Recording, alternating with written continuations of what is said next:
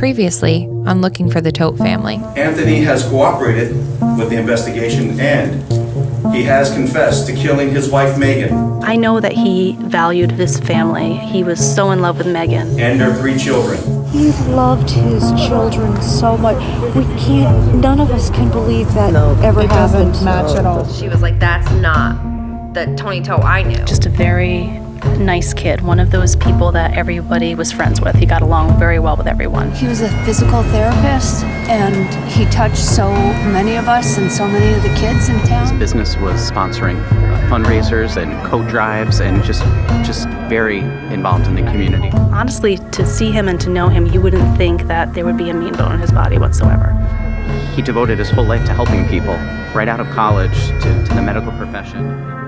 From the Day in New London, Connecticut, I'm Sten Spinella. And I'm Taylor Hartz.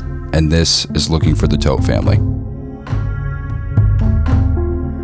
Many of Tony Todt's friends and relatives told us they were blindsided by the allegations that he had confessed to killing his wife and kids. Everyone described the Todts as the perfect, loving, all-American family and couldn't believe what they were seeing on the news. Tony always portrayed the image of a devoted father and husband in his home life, but at work, things were slipping. We took a look at his businesses and dove into his legal and financial troubles to see if his professional life would show us a different side of the story.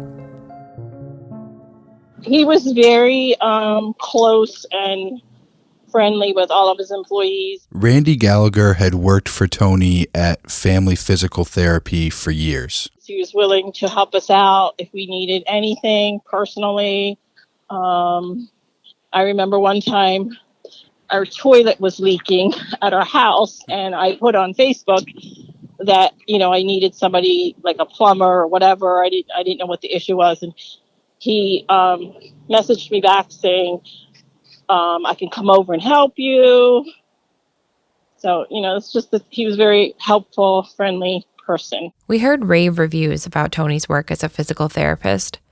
His patients told us that he had a magic touch when it came to healing them, and a bedside manner that made everyone eager to come back for their next visit. It was weird how every single person we talked to who had experience with him as a physical therapist used some variation of the term magical or extraordinary or, incredible, that he was able to not only fix their kids and make them feel like they had a shot at getting healthy, but also make them feel welcome and make them want to come to the office. He was very friendly and made the patients feel like, really comfortable.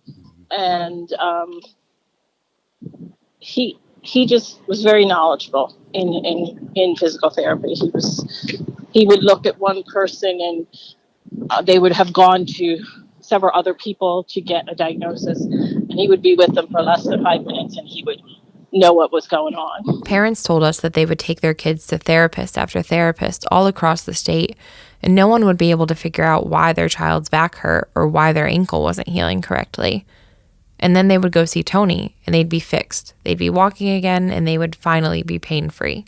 My son had a lot of knee issues. Linda Ackerman was another person who told us that Tony was this magical physical therapist. He's the one that diagnosed him with I always forget how to say this, Osgood-Schwager's disease.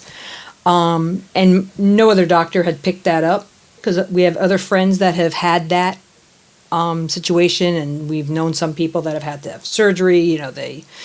And my son is right in the middle of a pretty extensive sports. But Tony was able to work with him, taped him, monitored him. And then when we did see other orthopedic doctors, they all praised over the improvements that my son made, and that it was good that he recognized it very early on. And like I said, I think my son went there for something different, and just from how he was walking and how he just noticed, like I said, picked it up from just his gait, and then did an exam, and then worked with us along the way so that we didn't have to have the surgery. We heard a similar story back in episode 1 from Dawn Barden. Her joints come out of their sockets, like she could lift up a backpack and her radius bone and talus, it comes out. It's just like your foot is just like totally hanging. For years, Dawn struggled to find someone who could help her daughter, Courtney. But then they found Tony. We were at 1, 2, 3 different therapists over the past 4 years, and nobody. I basically, when we'd gotten recommended, of course, we didn't have any high hopes because we had already been to so many therapists already for her. And he was just like, I could fix this, I could help you with that. He's, oh, that's easy, how would this feel? And she was just able to walk in be straight. He'd be able to tell which bones were out of place by looking at her. You know, sometimes he would just adjust her back and then have her go in the tank. We heard that Tony was pretty innovative, investing in new technology like an underwater treadmill for hydrotherapy. It's like a tank kind of thing. You would like get in, it would shut the door, it would fill up, and it would have a treadmill in it. Courtney told us that using this underwater treadmill made her treatment a lot less painful for her. When you would do physical therapy on land, it would hurt more, so the water would just take the gravity away, so it wouldn't like be as hard on my muscles and joints. Tony, as far as helping, was very knowledgeable. He helped her with so much relieving of the joint pain. I mean, he was there even when on emergency visits, we could just call the office and say, hey, you know, even if he was flying out back home, because he'd fly to Florida on Fridays, and be to the office in 15, 20 minutes, and he'd meet you there on a Friday morning. He showed me how to fix her on the weekends, like when we have horse shows, how to fix her Achilles and put it back, her talus bone, and put it back together so she can actually walk without as much pain. Otherwise, she'd just be sitting there not doing anything except for crying because she's in so much pain. So he helped tremendously. A lot of people, especially parents, told us that Tony's personality and rapport with his patients was really remarkable. He was really good at making you feel better. We heard that he was funny. He was always trying to make jokes. I don't know if he was actually funny. The way it was told to us, it sounds like he was good-natured, kind of corny, and made a lot of dad jokes. A lot of parents told us that just like their kids didn't like going to the dentist or to the doctor, they normally didn't like going to physical therapy, unless it was with Tony. A lot of Tony's younger patients thought of him as a friend or as a cool adult that they could talk to, and would actually ask their parents when they could go see him again. We asked people if they noticed something different about Tony in the months leading up to his arrest. If he was behaving differently, if he was agitated, anything like that. The most common thread that people gave us is that he had gained a noticeable amount of weight. Did you notice a change in Tony when you first started seeing him versus the past 6 months? No, only that he was gaining weight.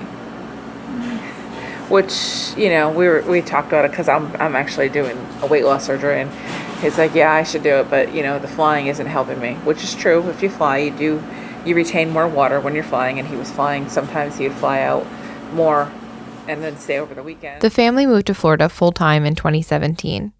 Tony tended to his physical therapy offices in Connecticut and flew back and forth every week from Connecticut to Florida to visit his family. He was gaining a little weight, but he didn't affect just how he worked, and his attitude was always the same. Cheery. Yeah, always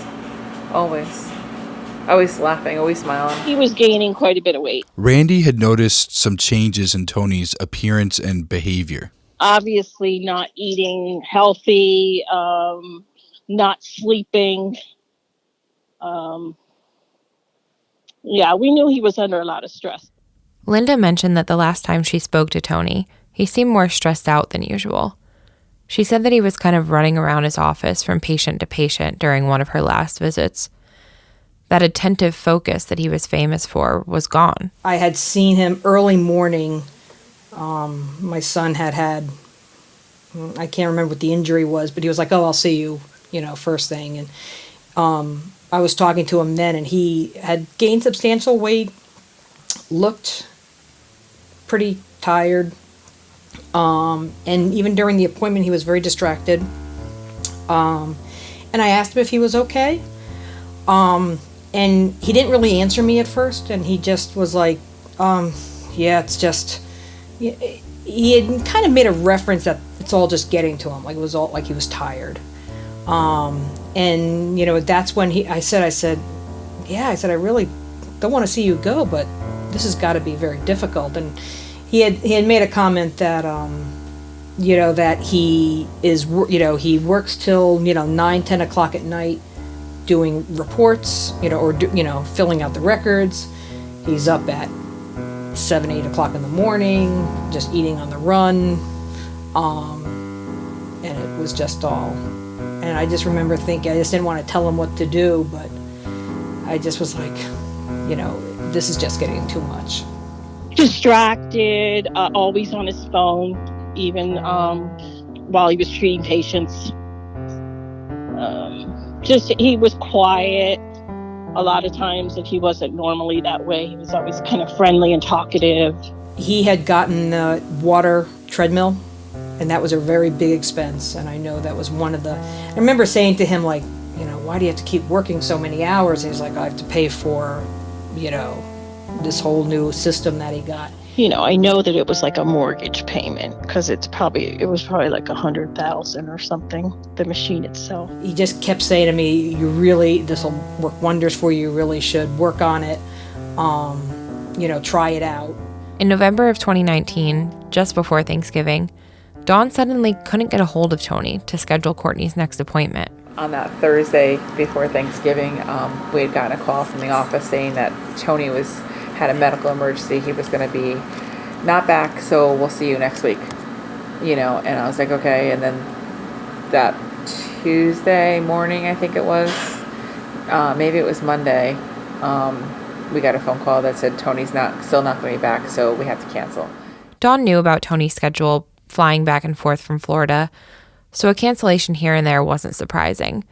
But this time she felt like she was getting the runaround every time she called the office to reschedule. The week of Christmas, on that Monday, when Charlotte called again, and I was like, well, I have to do something. I have to find somebody to help her because I can't do this anymore. And she's not able to walk. And that's when she had said maybe you should find another therapist. Dawn said that someone from Tony's office named Charlotte told her to call back in the new year. But when she did, the number had been disconnected. It just didn't make sense. It wasn't working. And I was like, I'm sure I'm dialing it the right way.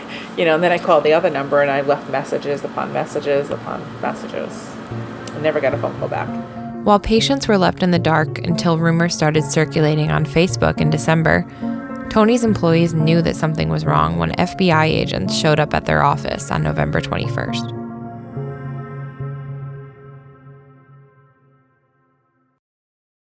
It was a Thursday. I know that because I worked early on Thursdays, early till late. It was like my long day. Randy told us about the day she realized that nothing was going to be the same for her or her colleagues at Family Physical Therapy.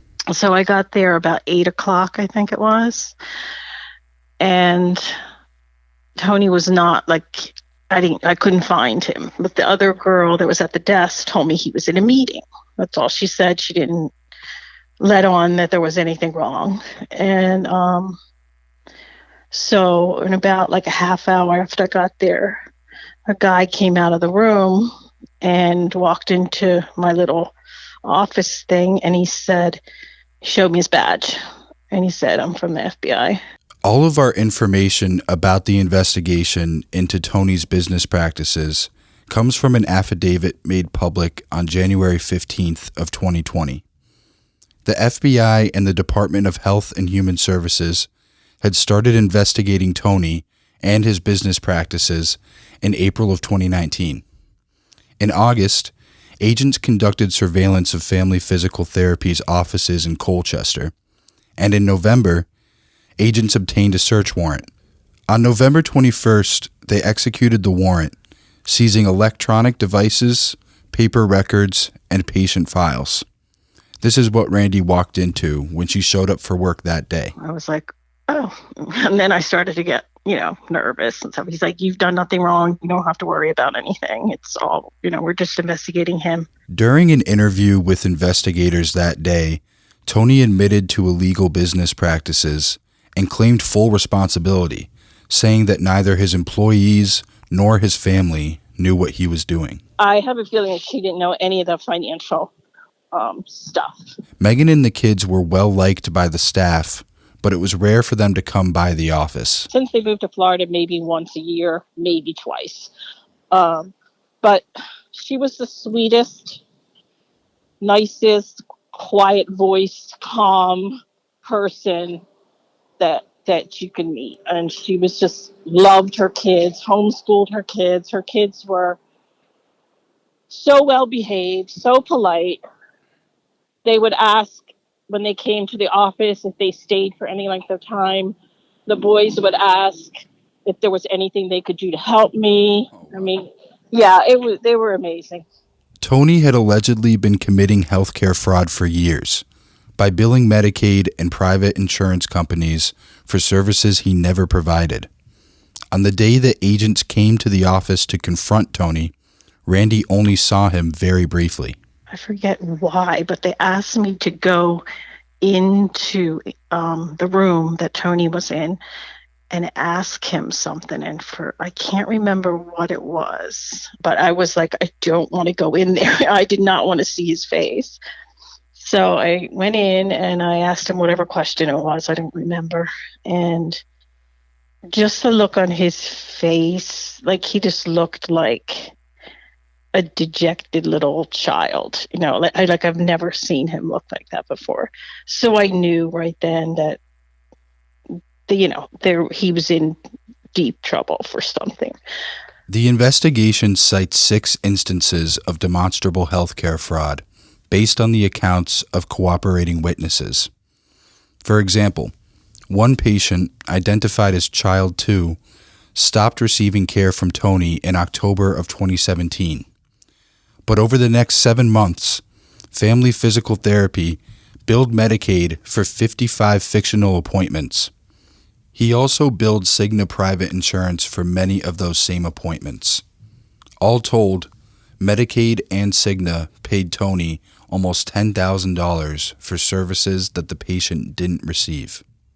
In another instance, a patient, identified as Cooperating Witness 5, said she did not receive any treatment from Family Physical Therapy in 2016, 2018, or 2019.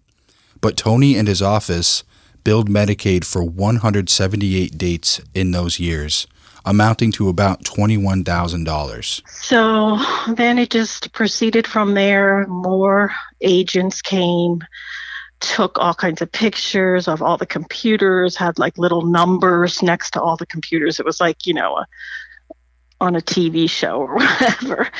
And then about, a couple hours later, they said, they did interview me and the other girl that was there. What did they ask you during that interview?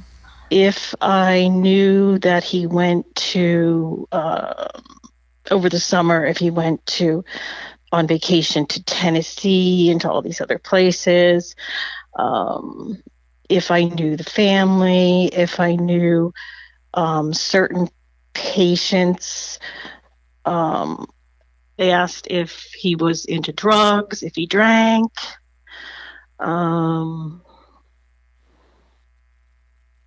Just a bunch of personal stuff. If we've ever not gotten paid for any length of time. What was your answer to that one at that point? I said sometimes. Randy said Tony's bad faith business practices extended to his employees. Years back, we had to turn in our W-2s several times because they were wrong. So we knew he was, something was going on. The affidavit also accuses Tony of sending out numerous bills for service on Saturdays, despite Family Physical Therapy being closed on Saturdays. Multiple witnesses and travel records confirmed Tony and his family had moved to Florida about 2 years prior to 2019. He flew back and forth between Connecticut and Florida every week and worked in Connecticut on Tuesdays, Wednesdays, and Thursdays. So it's highly possible he wasn't even in the state on a lot of those Saturdays. The only communication that I got from him was a text about 5 o'clock that day. Everything's fine. It's just I probably still have the text. It's just a billing issue with Medicaid. Everything will be straightened out. Don't worry about it. It appears Tony committed healthcare fraud because of his financial problems. He had been in debt. He was getting short-term loans to keep up with his debts.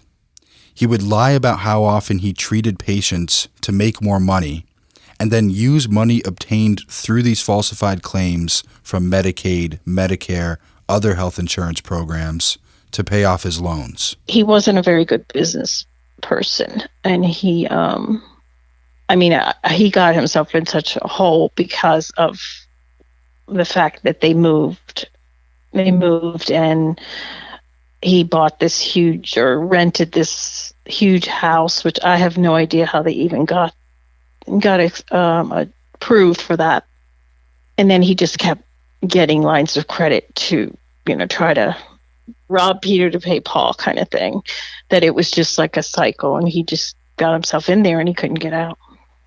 The federal investigation found that Tony's businesses had taken out loans or cash advances from more than 20 different commercial lenders. In the month of August 2017 alone, Tony paid more than $99,000 from his business bank account to companies with names like Quick Fix Capital, Biz Advance Now, and Cabbage Inc. Before the affidavit was made public, we found that in 2019, he settled a $455,502 debt to a creditor called AKF Inc. with a payment of approximately $265,000.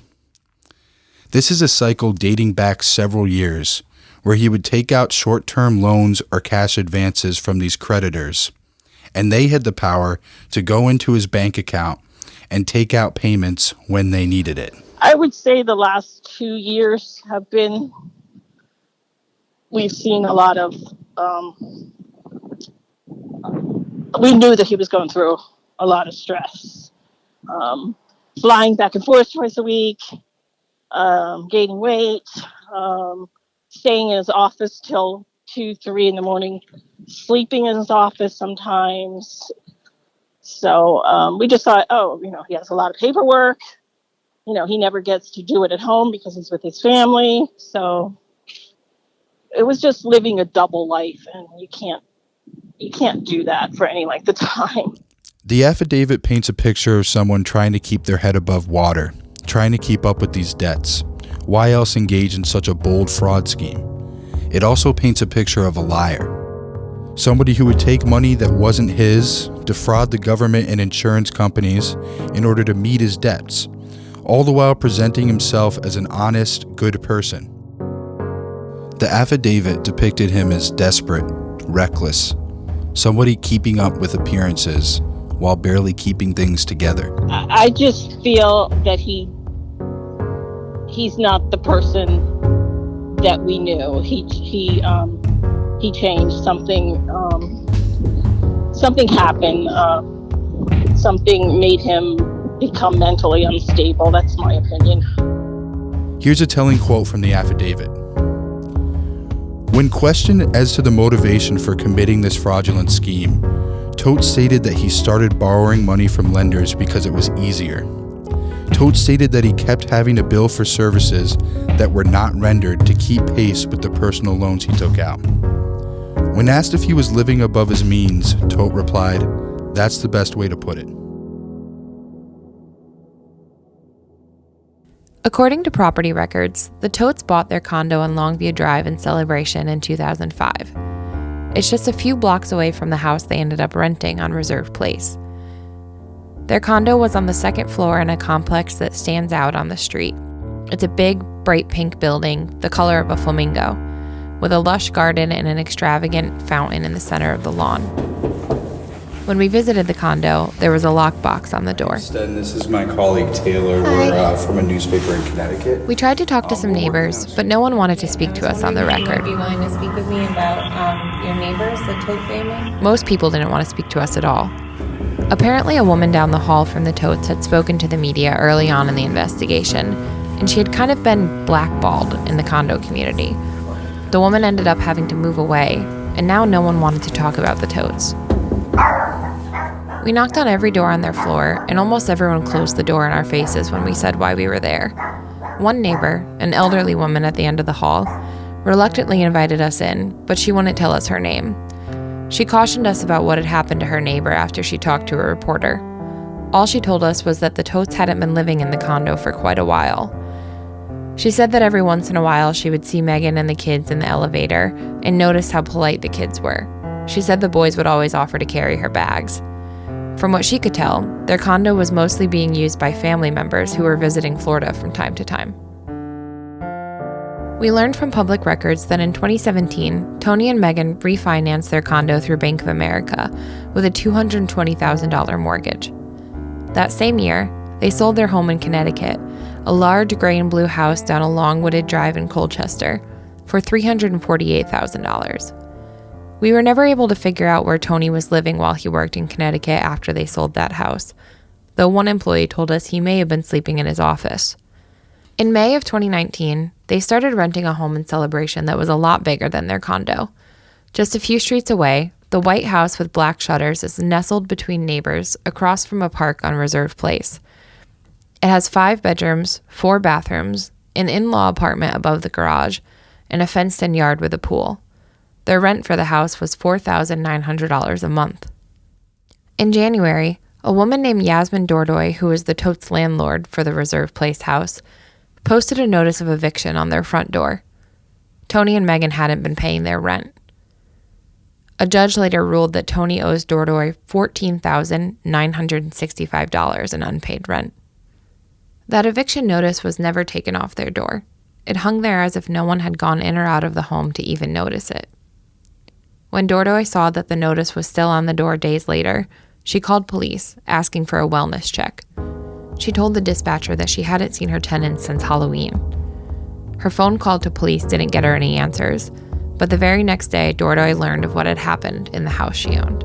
Information about the killings of a Colchester family at their home in Celebration, Florida. 4 people found dead in Celebration, Florida, and 1 person in custody. Colchester family found murdered in their home in Florida. Deputies are now focusing on a home where a Colchester family of 5 was being evicted. The home on Reserve Place sat vacant for months as police concluded their investigation. When Sten and I went to Florida in March, their furniture was still on the porch. By the 3rd day of our visit, it had all been removed. The boys' basketball hoop was still set up out back, and a makeshift memorial covered the ground near a tree in the park across the street, with teddy bears, flowers, and photos of Megan holding her kids close. There were no photos of Tony. Hi, good morning. Happy Tuesday. In August of 2020, a company called Orlando Estate Sale Ladies announced an estate sale on their Facebook page. It was for the Todt family, and it was held right inside the house where they were murdered, where their lives stood still and their belongings sat untouched for months after their bodies were finally found. Come on in and see what we have for sale this weekend. A woman from the company did a walkthrough of the home on Facebook Live. So in this house, we're only doing the downstairs. Upstairs was the bedroom where Megan, Alek, Tyler, Zoe, and Breezy had laid dead for weeks. 2 beautiful suede gray rockers. The walkthrough starts in a room at the front of the house, beautifully furnished with chairs and a sofa from Ethan Allen.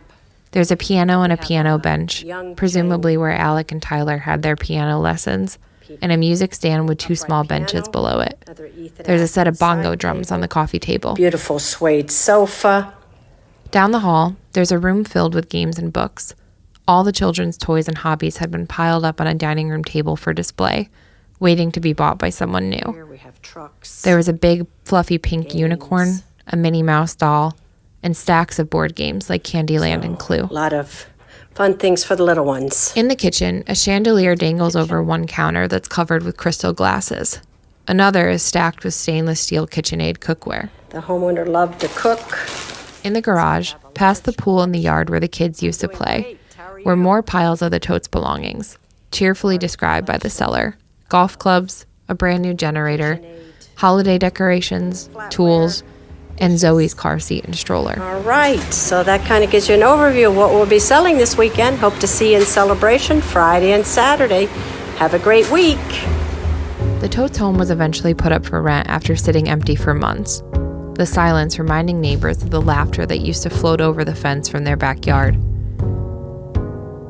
Dordoy sold the home to a new owner in April. It was listed for rent in September for only $3,000 a month. According to real estate websites, it was rented out by someone sometime in October. There was no disclosure on any of the rental websites about what had happened in there. Soon after the search of his offices, Tony told federal agents that he would get a lawyer before meeting with them. He told them he was going to Florida but would be back in Connecticut on December 8th. According to the affidavit, he had also told employees he'd be returning for work at the end of 2019. Neither of those things happened. Agents didn't hear from Tony or a lawyer in December, so they reached out to a relative who's unnamed in the affidavit on January 7th. She told them that she had also been looking for Tony and the family and hadn't heard from them for a while. She said that he had told her he'd be back in Connecticut to address his legal problems on different dates, but he never came back. So, on January 7th, an agent went to one of Tony's physical therapy offices and found a notice to quit on the door. It was served by the state marshal the day before because Tony hadn't paid the $6,290 in December rent on the property. So, with no recourse, having not heard from a lawyer, having not heard from Tony, with his family not knowing where he is, to try and apprehend Tony, federal agents went to his address in Florida. Police in Florida have not officially identified the 4 people found Todt is under arrest charged with premeditated murder. He's being held in Florida in prison without bail. On the same day Todt was arrested in Florida for the murder of his family, the U.S. attorney here in Connecticut tells me that he was also arrested for healthcare fraud. Tony had also stopped paying employees, some of whom had stopped coming to work. Yes, I'm going through that now. Randy told us that she had filed a wage recovery complaint with the Connecticut Department of Labor and that she wasn't alone in doing that. When I filed, I had to fill out a wage investigation / audit form because my quarters weren't reported properly, so I wasn't getting hardly any money from unemployment. So they filed it for me, so I haven't heard the results yet. I reached out to the Department of Labor, and they did tell me that their Division of Wage and Workplace Standards had received 8 wage claims from employees and former employees of Family Physical Therapy. These were filed between December 23rd, 2019 and January 21st, 2020, alleging failure to pay wages and issuing bad checks. I filed an FOI request to try and figure out the exact number of how much money they were seeking in lost wages. The Department of Labor did not comply with the request because they said the investigations were ongoing. We checked back in with Randy in December, and while she had not been able to get what she was owed in back wages or even the full amount of unemployment that she's entitled to, she did tell us that she had found a job at another physical therapy practice. So it's full time, and it's, things are so much different than how they were where I used to work. Everything is so much more professional, and everything's by the book, and it's just, totally. I see why things were bad there. The last time Randy heard from Tony was on Thanksgiving Day of 2019. By text, Thanksgiving Day. What did he say to you on Thanksgiving Day, if it's okay? I said Happy Thanksgiving. He replied Happy Turkey Day. She quit her job soon after. Well, I only lasted until December 10th. Because my check bounced, and I texted him and told him that I would be no longer working because I didn't want to work free. Tony had told investigators and his staff that he would be returning to Connecticut, but Randy said she didn't believe it. Well, I knew once that happened. Oh, once the search of the offices happened? Yeah, I kind of knew that that was the end. I kind of knew that we were never going to see him again once he left for that week of Thanksgiving. Everybody else kept saying, "Oh no, he'll be back," but I just had this feeling that he wasn't going to come back. These secret financial troubles were the first indication that the Todts were not living the perfect life, and they raised a lot of questions. Why did Tony need the loans in the first place? Was there a connection between the fraud and the murders? The affidavit devotes most of 36 pages to detailing what Tony did to commit fraud, but the only explanation of why was Tony's terse admission that he was living beyond his means. Were the loans needed to cover the costs of running multiple physical therapy offices with expensive aquatherapy equipment? Was it the 2 homes in Celebration? The weekly round-trip flights between Florida and Connecticut? The estate sale video gives us a brief window into Tony's life at home, but the affidavit doesn't tell us much about Tony's personal finances, so we're left to connect the dots ourselves. The fraud investigation is completely separate from the murder investigation, and police and prosecutors have not said anything to the press about a motive for the killings. So we're left to wonder, did Tony's debt and his likely impending arrest somehow lead to the murders?